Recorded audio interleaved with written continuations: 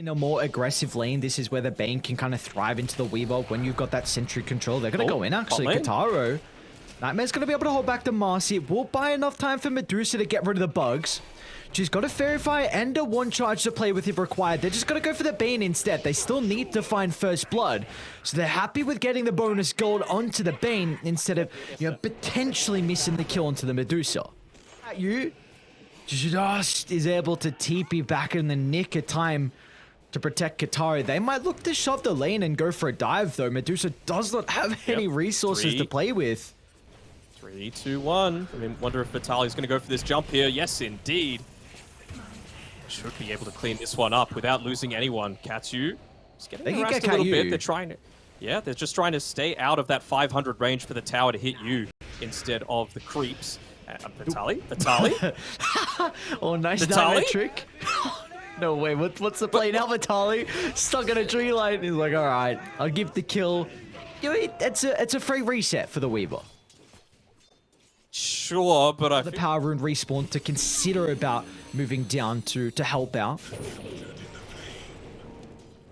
Analog just got a really nice deny off onto the siege creep in mid lane, and he's continuing the harass moving forward. Bottom, Kataro down bottom. Gets a lot of mana back thanks to the snake, so he's able to step back into the tree line and with Katyu nearby. Meanwhile, we've got a kill up top as well as Gardic goes down thanks to Slardon on the Tiny.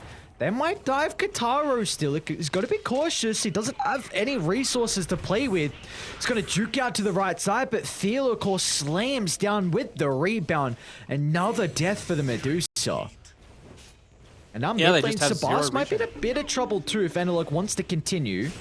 Slide up in a couple of seconds, but no, he's got the remnant as well. He's going to commit for it.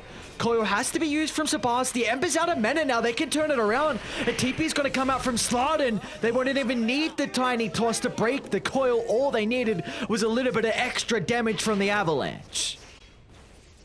Yeah, again, how effective this is going to be without the Dream Coil, though. Of course, any time that you can... Oh, actually, they're going to try and go for a kill up here onto Draken. This might be the perfect bait, though. He's got the Exo.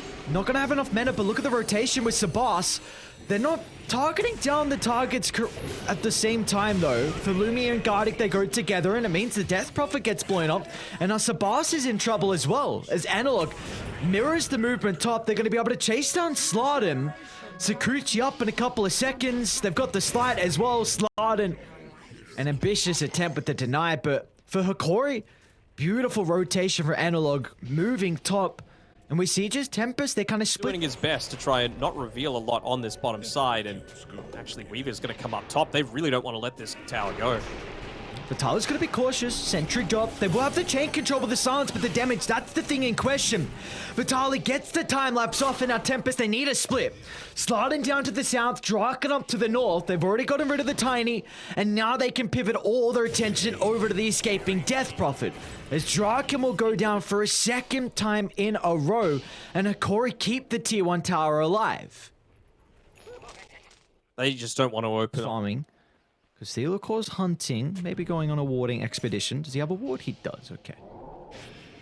Katyu? They see the Weaver coming around here. They know they've got the vision up on the high ground. Does Marcy have a sentry? No, not quite. So will Fiona could be able to get out of this one. Doesn't seem like it. Yeah, but they're coming in to try and contest this. They're going to turn to Slardon instead. A lot of control has already been expended here from Tempest. They've got the Fiend Script though.